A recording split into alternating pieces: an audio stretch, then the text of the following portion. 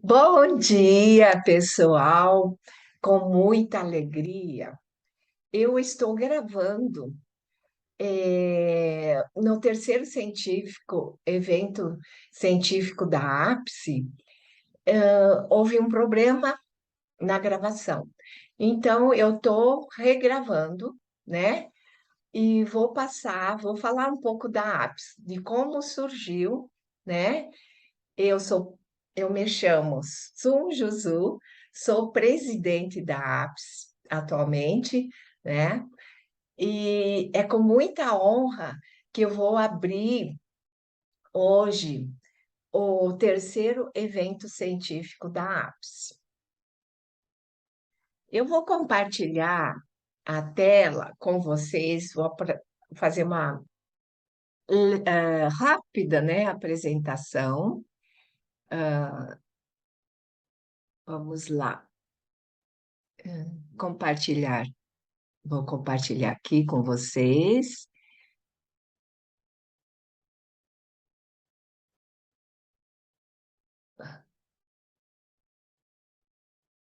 E aqui,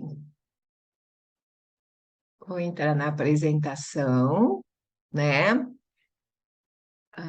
Agora vou apresentar para vocês, tá? A APSE é uma associação de apoio ao psicótico que trabalha com pessoas que sofrem psiquicamente. Então, ela fica na City Ribeirão, em Ribeirão Preto, na rua Alice Moura Bragueto, 255. Eu vou. E aí surgiu a APS. A APS surgiu, foi assim, os familiares, amigos, que tinham filhos ou parentes com transtorno mental, achou a necessidade de se reunir. Aí nós fundamos grupo de autoajuda. E só para posicionar vocês, eu sou mãe familiar, né, de dois filhos com esquizofrenia. Então eu estou nessa luta desde 2003. Mas esse grupo, ele foi baseado nos grupos de alcoólicos anônimos, que é dos Estados Unidos, em 35. E no Brasil, os grupos de psicóticos anônimos, nós tivemos a, a honra de conhecer o Luiz F. Barros, né? Que ele criou o projeto Fênix. E ele teve aqui em Ribeirão, né? Juntamente na Escola de Enfermagem da USP, com a doutora Regina e doutor Pedrão, e as mães, a primeira, a Plácida, né, que foi a primeira presidente da instituição. Aí, em 2003, fundou a APS. Então, desde 2003, eu frequento, eu faço trabalhos lá, atualmente eu coordeno um grupo de autoajuda, né? E é uma coisa, eu vou falar para vocês, é como está. A APS tem uma ligação muito forte comigo, porque desde daí eu não desisti da APS, porque durante essa trajetória até 2022, eu me tornei presidente em 2019, foi assim, teve altos e baixos, como qualquer, mas hoje, graças a Deus, a APS está bem estruturada, né? Quais objetivos da APS? É uma ajuda mútua, porque no grupo de autoajuda, cada um conta as suas experiências, né, as suas vivências, e aí um vai ajudando o outro, né? Então, isso é muito rico, essas experiências. E aí, também para melhor conhecimento da doença. Lógico, quando tem uma doença na nossa família, a gente precisa olhar para ela e conhecer, e como melhorar. E o restabelecimento da dignidade. O que quer dizer dignidade? Dignidade é porque quando a gente vê que o transtorno mental ainda tem muito preconceito. Então, nós temos que trazer, lutar pelos direitos para que eles tenham uma vida digna, né? E, como eu falei em cima, troca de experiências pessoais e informações. E apoia projetos que atuem no interesse de direitos, conquistas, dos portadores de transtorno mental e seus familiares. Então, eu frequento muito fórum de saúde mental, na, nos congressos, conferências. Então, tudo isso nós devemos lutar, né? Porque é através da política pública que a gente pode melhorar para essas pessoas terem uma vida mais digna e estar restabelecendo no mundo como qualquer ser humano. E, além disso, o aprendizado de novos comportamentos para serem utilizados no convívio, porque eu sei, eu sou mãe, eu sei que é assim, é muito difícil o convívio, se a gente não aprender a lidar de uma forma que seja saudável, né? Então, cria muito conflitos. Então, eu tive que mudar muito os meus comportamentos.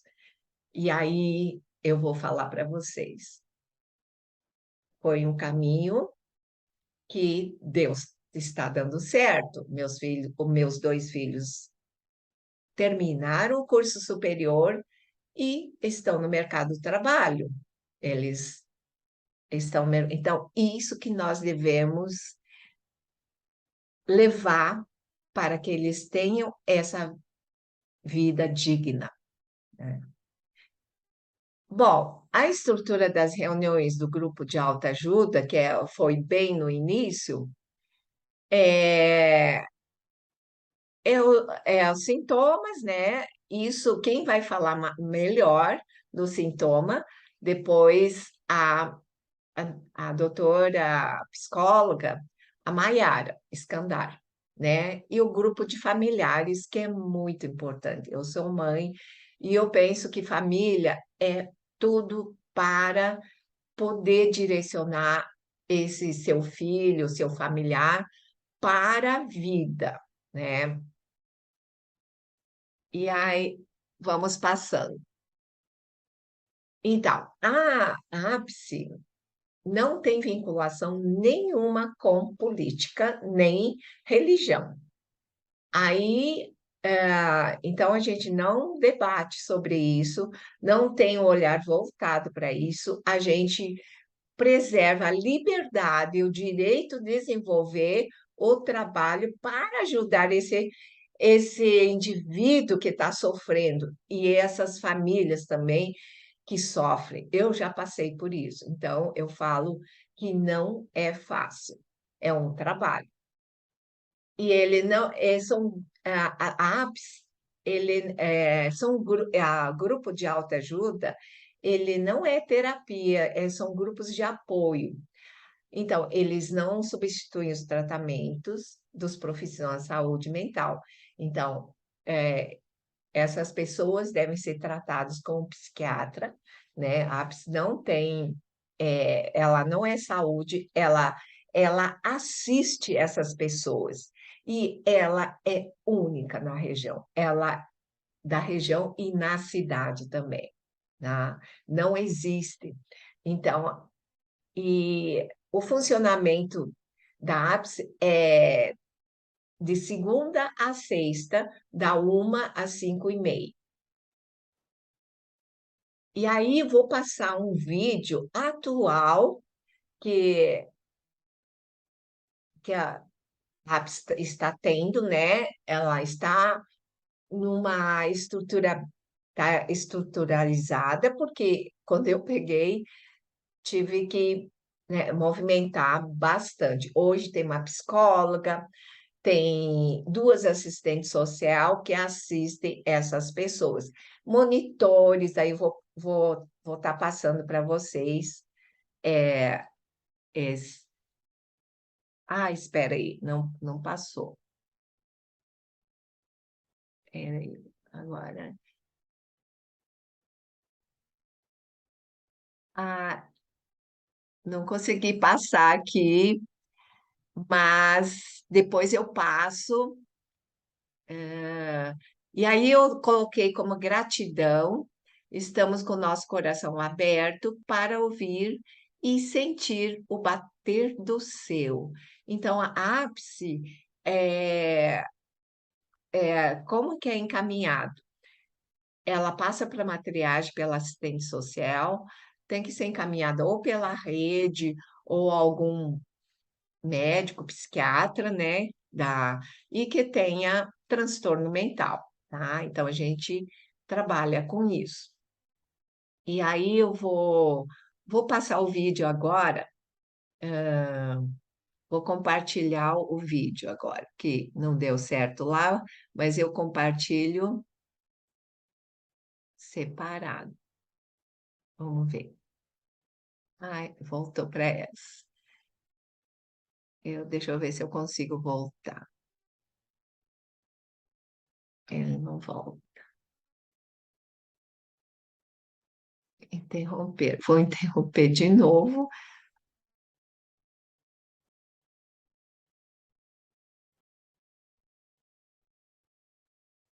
Aí ele volta para cá. Não. Então, mas no outro momento eu vou. Ah, deixa eu ver se eu consigo. Ah, consegui voltar. Vamos ver se eu consigo colocar apps. Ó, então, eu, as oficinas atualmente que a apps tem. Aula de dança, eles adoram. A informática é o Fernando que está lá. Capoeira também, que é muito legal. Bijuteria, tem várias bijuterias que eles fizeram para vender. A oficina de culinária, muito legal. Design de interiores, artesanato, né? E Tai Chi Chuan e grupo de alta ajuda. Então, a dinâmica de grupo, grupo de família,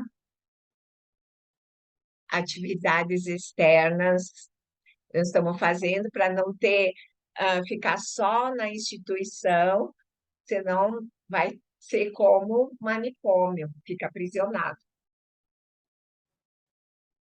Então, tem tido bastante atividade externa. É isso, gente. Eu vou interromper agora o compartilhamento. E aí, para ter essa continuidade, eu vou trazer o meu tema, que é vou compartilhar aqui. Logo em seguida, deixa eu ver.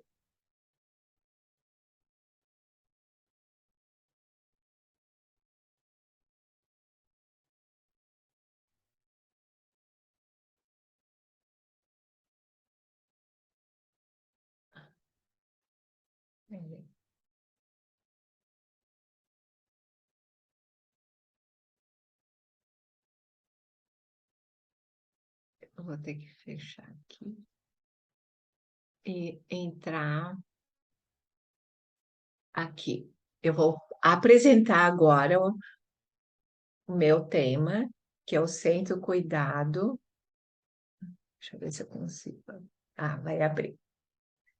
Então, a família no centro do cuidado, amparados pelos 5 pilares sistêmicos. O que quer dizer isso? Porque é, eu criei esse método porque a partir de mim, que eu já tenho uma trajetória de 26 anos já de saúde mental. Minha filha surtou, né? Teve um surto bem psicótico, muito grave, com 16 anos, e a partir daí eu não parei de buscar conhecimentos, né? Nesse meio fiz várias formações e fiz a psicologia, hoje eu sou psicóloga, foi quando eu estava com 58 anos, terminei com 63, depois fui para pós, constelação familiar, e sou terapeuta corporal, que eu adoro e me ajudou muito. Então, dentro de todo isso, eu fui vendo o significado da minha dificuldade para chegar onde eu estou nessa caminhada, né? Que não termina, a gente sabe. Então, os 5 pilares, o que será esses 5 pilares? Coragem, primeiro, força, a potência, desbloqueio e autoconhecimento. E aí eu vou falar de cada um. Então, aqui, nisso aí, a gente está carregando todos esses pilares que envolvem nosso sistema familiar. Então, vou falar primeiro pilar, que é a coragem. A coragem, para você ter coragem, para eu ter coragem, eu como mãe, nós temos que estar na vulnerabilidade. Foi quando aconteceu a doença, porque daí você tem que ter coragem de olhar para ela, de ver e falar para ela como eu posso fazer o melhor daqui para frente com isso. Mas olhar com a alma, né? E, e para isso, para você ter coragem, você tem que enfrentar essa situação, as situações que aparecem na sua frente, que você tem que ir, né? E uma das coragens, assim, coragem o quê?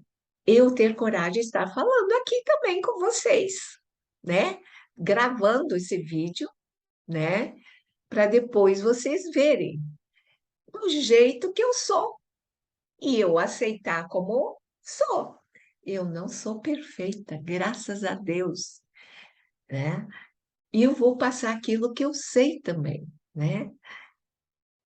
Então, vencer a vergonha também é ter coragem. Eu tinha muita vergonha.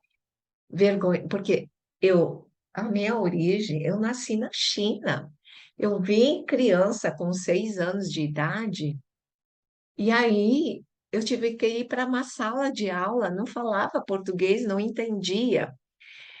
E aí eu tive que tomar coragem, tinha que vencer essa vergonha. Mas foi um processo longo, viu? Para você vencer a vergonha, você tem que aceitar como você é e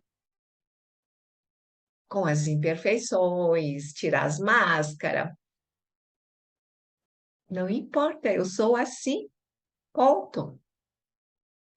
E aí, a coragem, porque eu tive 7 filhos, né? Tenho 3 vivos.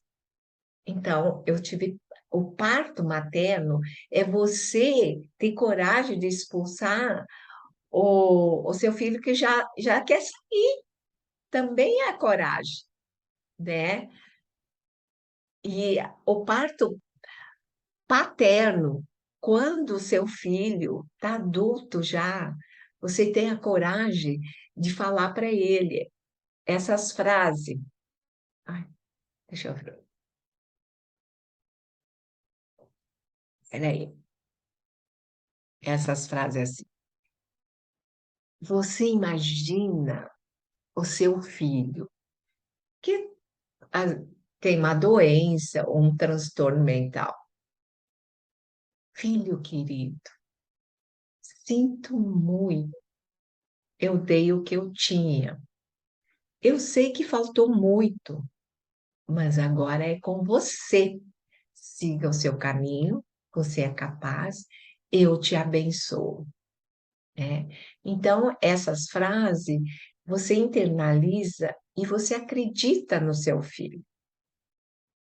Então, eu quero fazer só uma experiência que eu passei. Eu, como sou presidente, então eu tenho muito convívio com mães que têm filhos com transtorno. E, e tem um funcionário lá, né? Ele ajuda muito, ele tem esquizofrenia, tal, né? E ele dá aula de informática e está sempre pronto para ajudar. E aí a gente tem que, depois eu vou falar, o equilíbrio de dar e receber, tem que receber, né? Alguma coisa em troca. E aí eu vi o quanto as pessoas não acreditam no transtorno mental que é capaz, né? Então, isso a gente, assim, eu sempre acreditei nos meus filhos. Então, isso vem da família. Primeira aceitação é da família, é acreditar no seu filho, mesmo que tenha uma doença, mas ele tem partes saudáveis né? Que pode, ah, como é que eu vou falar? A parte saudável pode ser trabalhada mais e a doença pode ir indo embora. Então, é isso que eu quero trazer. A coragem, a força. Da onde que vem a nossa força? A força, eu também era muito insegura, né? E parece que faltava alguma coisa. É buscar dentro de você essa força interior. Como que eu vou buscar essa força interior? É você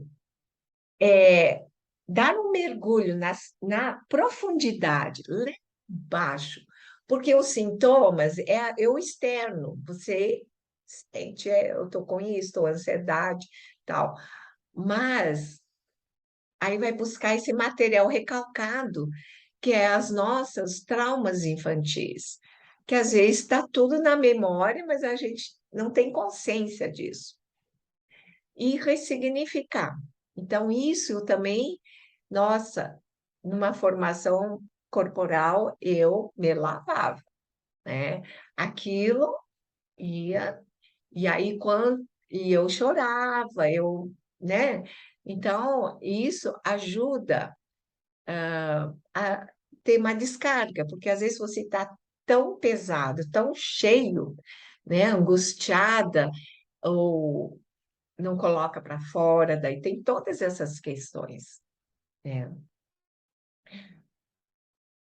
E a força dos ancestrais, gente, a força dos ancestrais, quando eu fiz duas formações de constelação, quando eu comecei a entender isso, nossa, porque a gente é feita de pai, metade mãe.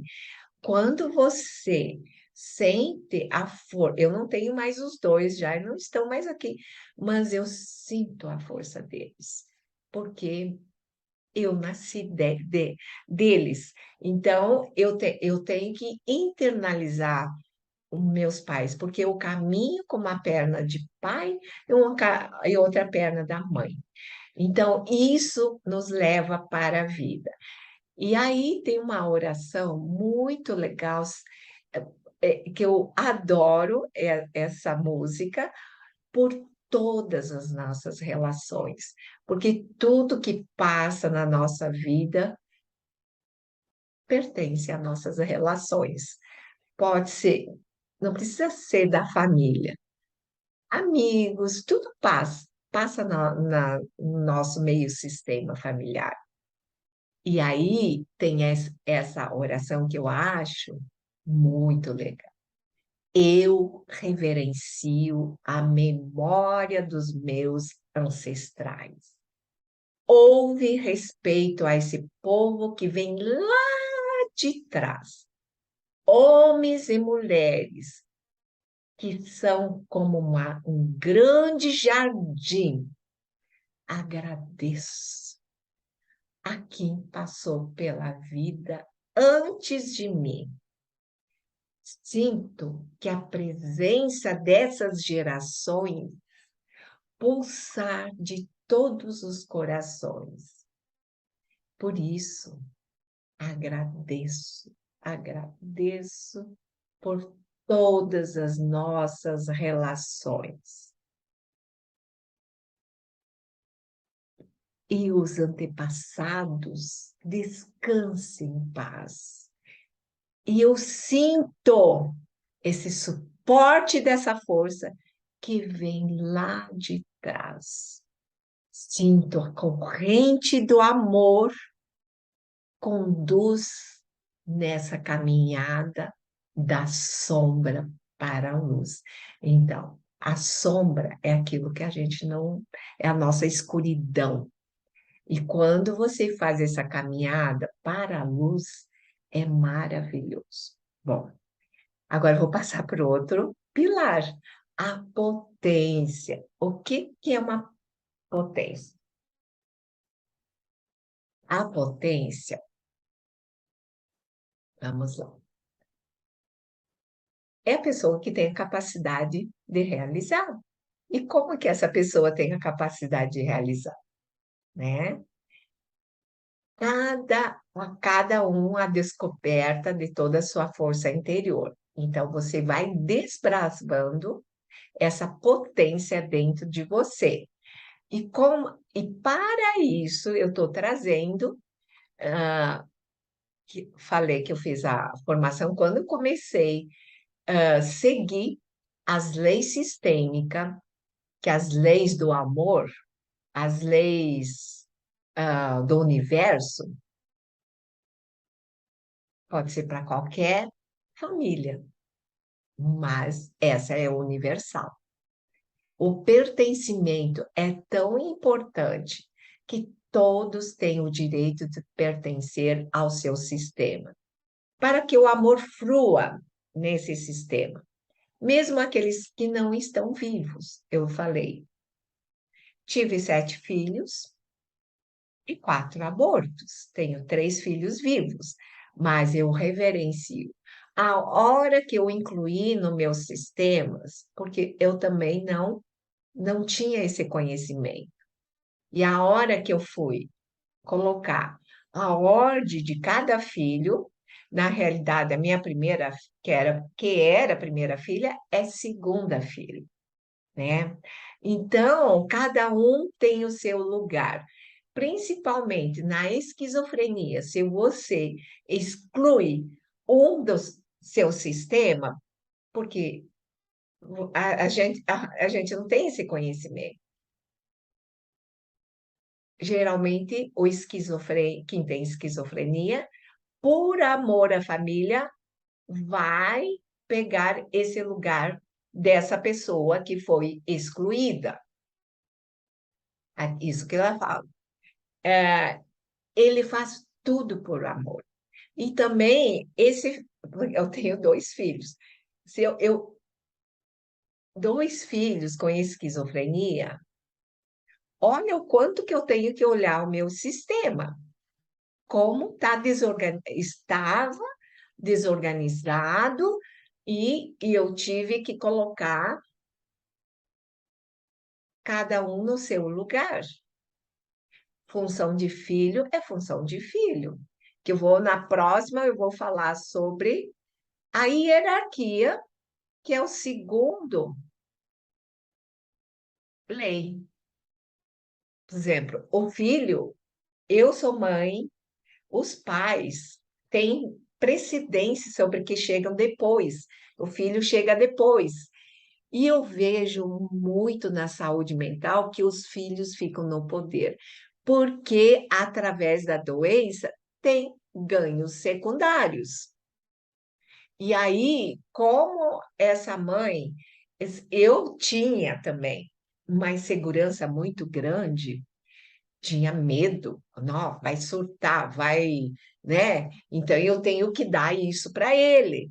E aí isso é um jogo, né? Manipulação pode estar.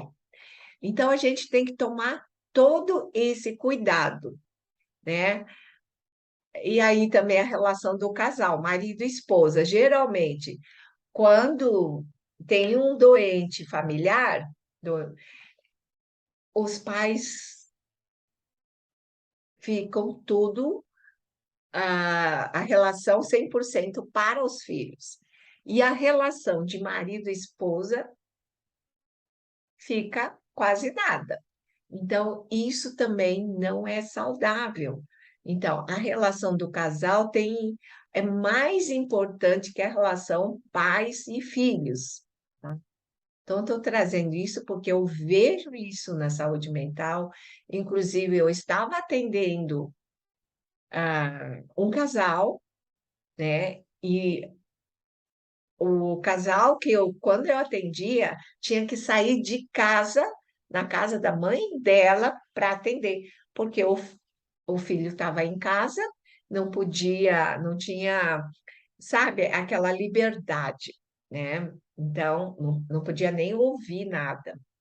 Então parece tudo meio em segredo. Então, isso não ficar disfuncional a família.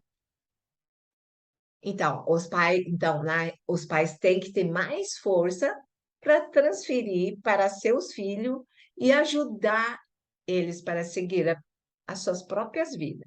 É isso que nós devemos fazer, tá? Na saúde mental, não vejo isso como, né? É muito difícil, né? Então, a doença parece que, né? E cria os pais ficam aprisionados. Na realidade, na reforma psiquiátrica, a gente quer liberdade. Muitas vezes, os filhos ficam aprisionados dentro da casa. É uma prisão também. Assim como a mãe fica codependente, os pais, né, codependente, e os filhos dependentes. Então, é uma prisão. Tá? E aí, ah, aquilo que eu falei, equilíbrio entre dar e receber. Se eu, nos relacionamentos, é necessário que existam trocas, né? É normal, eu trabalho, eu tenho que receber algo em troca, para ter equilíbrio. E quando uma pessoa só dá, outro só recebe, a, a tendência dessa relação é fracassar, tá? Então, isso também é muito importante. Eu gosto muito dessa teoria de Carmen, porque parece assim, a todo momento a gente pode assim cair, né? Porque é muito fácil, porque isso tá nas relações, a gente mapear relações transicionais conflitantes ou de drama intenso. É a mesma coisa. No início, quando eu estava fazendo terapia, eu falava com o meu terapeuta, ai, eu tenho dois filhos com esquizofrenia, e chorava, e chorava. Aí eu entrei no papel de vítima, coitadinha de mim, né? Ah, então, é isso. Então, a triângulo, a vítima, isso que eu falo, eu jogo culpa no outro, né? Olha, ele que é o culpado e eu sou inocente, né? Ele que é doente, eu sou sã. Então, quando a gente tira a responsabilidade da gente, é um papel muito infantil, né? É, eu sou inocente, ele é o culpado. Não. Então, a gente vitimiza, oprimida, desamparada, sem esperança, impotente, pobre de mim. Então, eu coloquei isso. Então, esse papel é muito fácil, assim, cair na saúde mental. E também esse perseguidor e acusador. Olha o que ele fez, né? Ele Então, só acusa. Um é certo e outro errado. Toda é culpa sua. Então, isso também cria muito drama, né? Deixa eu ir passando, vamos ver, o próximo vai ser Salvador. O Salvador, aquele que quer ajudar todo mundo, mas para que ele quer ajudar todos? Quer salvar o mundo? Porque tem uma dificuldade muito grande de entrar em contato com ele mesmo. E aí dentro dele tem uma fragilidade, né?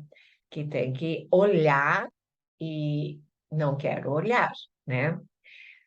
O quarto pilar sistêmico é o desbloqueio.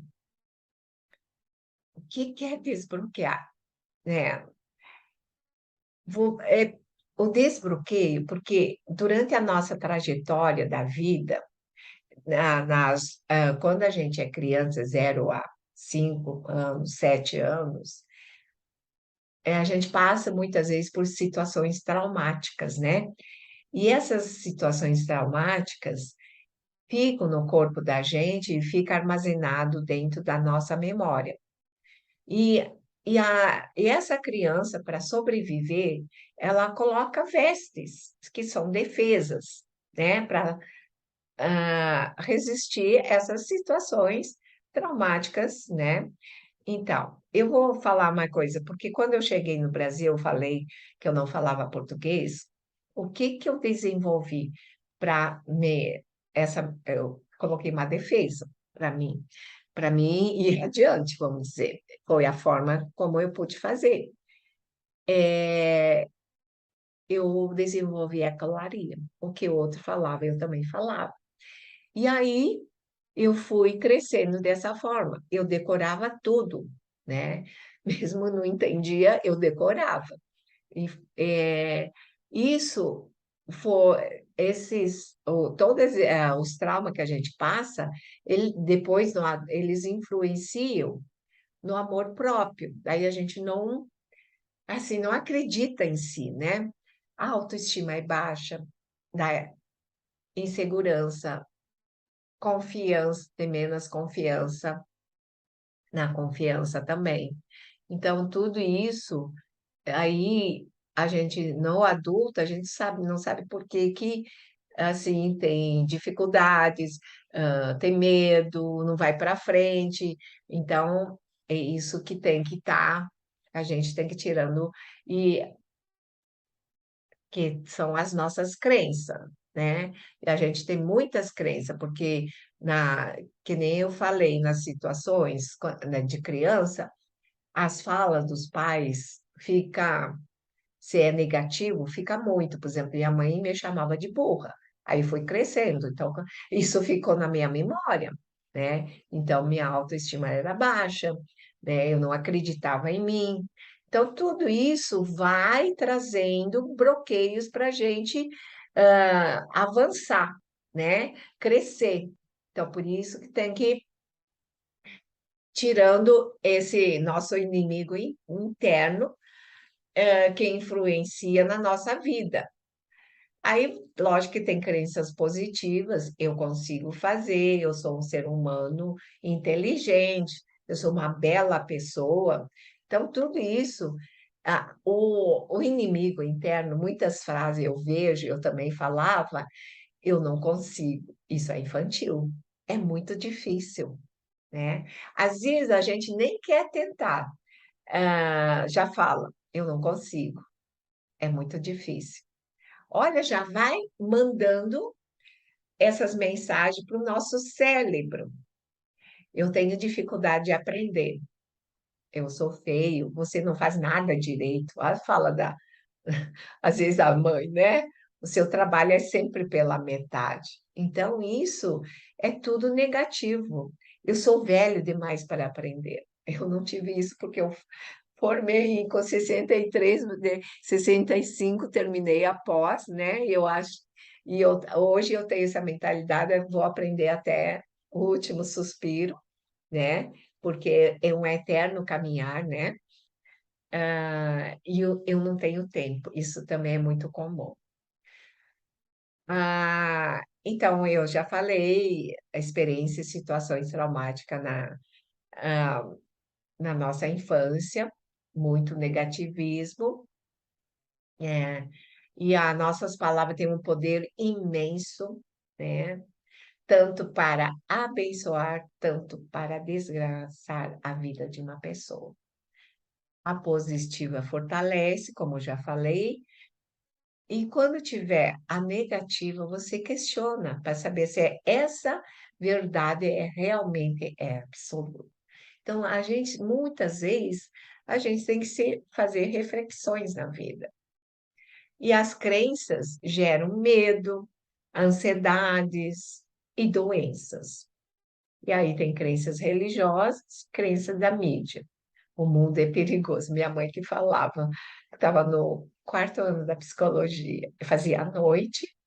Não, nossa, para que fazer psicologia? Sair à noite é perigoso. Então, são essas falas. Mas eu já estava já era super adulta, né? E eu trouxe essa mentalidade que eu assim, achei legal, de Nelson Mandela. Ele ficou preso por 27 anos de forma injusta. E ele conseguiu, olha, ter equilíbrio emocional e mental quando disse: posso responsabilizá-los pelas suas atitudes, pelos comportamentos, porém, eu sou o único responsável pelos meus sentimentos. Então, muito legal, porque os sentimentos, você que é responsável. O último pilar é autoconhecimento. Aí entra na espiritualidade. Não tem como.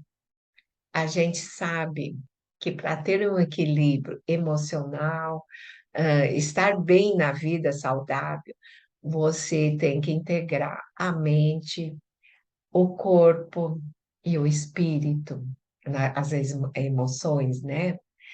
E a parte emocional. Então, eu acredito isso. Hoje, é, assim, tem muitas alternativas, né? Ó, autoconhecimento é segredo para sucesso. Como você vai ter sucesso? Aí tem um texto sobre do Bert Hellinger, o sucesso tem a face da mãe. Isso também foi muito legal para mim, porque eu muitas vezes eu tinha muita com minha mãe, assim, não tinha muita, eu julgava também, vamos dizer essa palavra, né? A gente não aceita como a nossa mãe é, né? Ou muitas vezes a gente não aceita a gente. Se você não aceita você, você está excluindo pai e mãe, que você foi feita pelo pai e pela mãe. Então, o sucesso tem a face da mãe. Se você não aceita, não, você julga, se você não aceita sua mãe, você não vai ter sucesso na vida. Né? Essa é uma. Então, você tem que honrar, porque foi através da mãe que te deu a vida, que te amamentou, que segurou, que você está aqui através dela, dos pais, pai e mãe. Então, a mãe é muito importante, porque é a nossa primeira relação, né? Então, isso também assim, me ajudou bastante ter esse conhecimento. Então, é um eterno conhecer. Ó, aqui é um processo infinito que não termina. Hoje eu sou dessa forma, amanhã já eu posso passar pelos mesmos caminhos, mas o meu olhar já mudou. E aí, outra coisa que eu acho tão importante, você refletir sobre você mesmo, fazer investigação, né? Porque nós somos imperfeitos e nós estamos em constante aperfeiçoamento. Isso vai ajudar no seu desenvolvimento da inteligência emocional. Aqui eu falei da reflexão, fazer uma reflexão, quem eu sou? Eu tenho uma poesia que nessa trajetória, vou te falar, eu fui me descobrindo, né? Comecei a escrever. Eu tinha tanta dificuldade em português, e até no quarto ano, quinto ano de psicologia, aí eu recebia, assim, da minha orientadora, meu português é pobre, né? E graças a ela, depois disso eu escrevi um livro, editei. Então, quando vem essa dificuldade, você desbrava mais e vai mais além, cada vez mais além. Aí eu editei um livro, Desbravando o Vazio da Alma, porque nesse livro eu falo todos os meus traumas e eu faço um desenho livre, né? Coloco algumas cores e eu ressignifico depois. Para entrar em contato com esses traumas, é assim, é você se libertar cada vez e curando as suas feridas da alma. E a poesia ajuda muito, gente. Quando não acontece uma situação traumática, eu ressignifico através de uma poesia. Nunca aprendi a escrever poesia. Escrevo o que vem na minha alma, o que vem assim. Vou escrevendo aquilo que vem dentro de mim, do meu sentimento, essência da nossa vida. Que cada vez que você vai, que eu falo, vai curando suas feridas da alma, você vai entrando mais na sua essência. E aqui eu fiz algumas para vocês refletirem. Fale sobre você. Eu estou feliz hoje na minha vida. Nossa, eu fiz tanta conquista. Estou muito feliz. Estou vivendo a minha vida por mim ou vivendo a vida pelo outro? Hoje eu estou, hoje eu posso afirmar que eu estou vivendo a vida por mim, porque é uma forma de a gente se amar. Eu vou contar uma experiência minha do grupo. Aí chegou uma usuária, né, é, que eu dou o grupo para os portadores, né? Ela trouxe isso. Ninguém gosta de mim. Eu vejo que ninguém gosta de mim. Aí eu fiz essa pergunta para ela. E você se ama? Você gosta de você? Você se ama? Ela parou. Falou, não. E aí eu respondi: como que você, se você não se ama, como o outro vai amar você? Então, primeiro a gente se amar, porque quando você se ama, você se cuida, você assim, coloca ah, aquele amor dentro de você, você vai poder amar mais o outro. E os outros vão ver, os outros vão amar mais você, né? Porque é nas relações. Então, continuando, ó, mas agora, eu tomo decisões por mim ou pelo outro? Lá atrás, quando eu tinha ecolalia, eu tomava decisões pelo outro, porque eu não tinha desejo, né? É. Aí fale sobre as suas conquistas. Gente, eu tive tantas conquistas. Eu me transformei. E quando você se transforma, você transforma teu sistema também. E aí meus filhos também se transformaram. Pergunta, você se ama? Você sabe dizer não? Eu não sabia. Por que que a gente não sabe dizer não? Porque a gente quer agradar o outro, a gente quer ser vista, a gente ser vista, quer ser amada.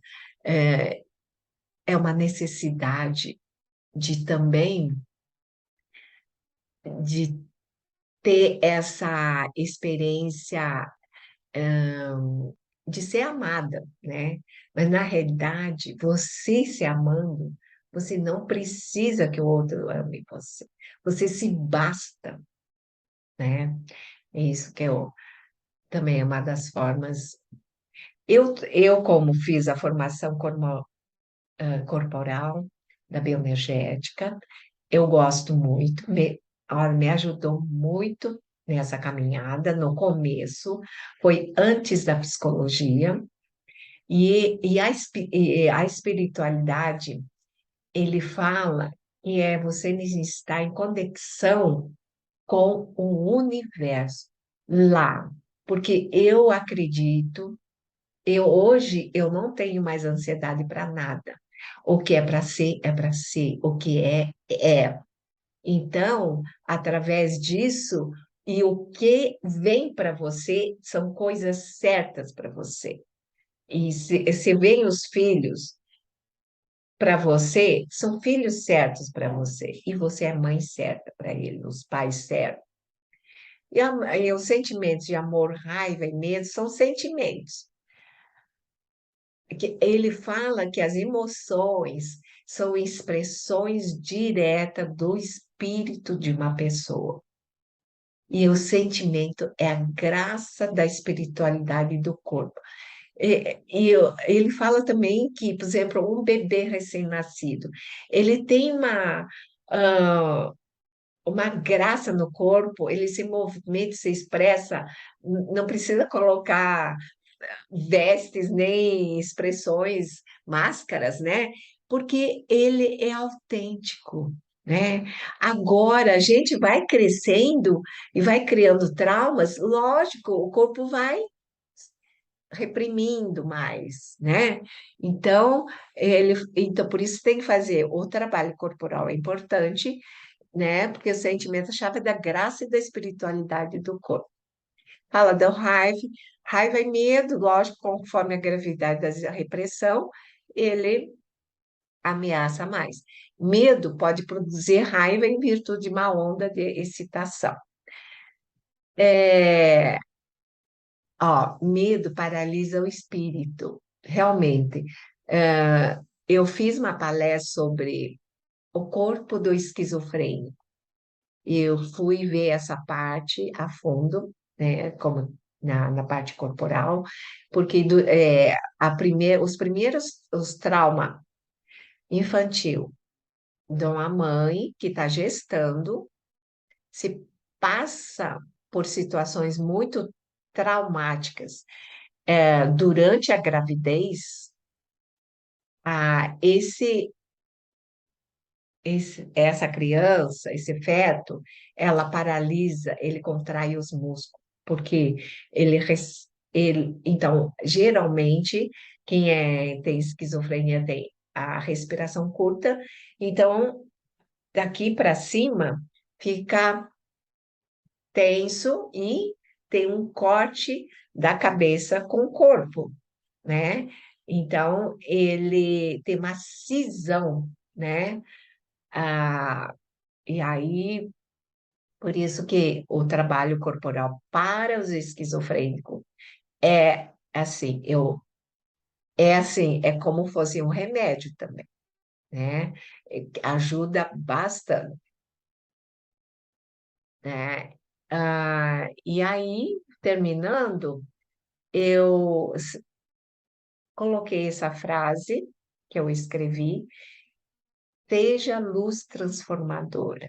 Não deixe que os obstáculos te derrubem. Eles podem trazer uma alquimia de sentimentos, como uma porção de magia, transformando o ser que você é com potência, sabedoria e com criatividade. E para antes, e aí eu vou trazer mais, eu quero agradecer, porque a gratidão é uma palavra tão mágica que envolve a nossa alma, que ela envolve o nosso mundo, né? Se você agradece o mundo, todas as coisas que te acontecem, ah, coisas boas, obstáculos. Eu falo hoje, que a doença foi um presente para mim, me transformou. Então, ela foi uma aliada minha. Para encerrar, como eu sou poeta, quer dizer, me tornei, eu não sei, assim, nunca fiz aula de poesia, mas isso vem da minha criação dentro de mim. É, fechando tudo aquilo que eu trouxe, eu quero terminar com essa poesia. Aqui vai uma poesia que retrata uma alma perdida. Quero encontrar caminhos de luz, luz que acende na escuridão, clareia como uma fogueira, acende a chama do amor, da verdade, da pureza, para transpor no universo e transpor como missão na Terra durante essa passagem. A estada aqui no território, no universo, como ser em evolução, aquilo que eu trouxe. Eternos aprendiz nessa existência. Gratidão.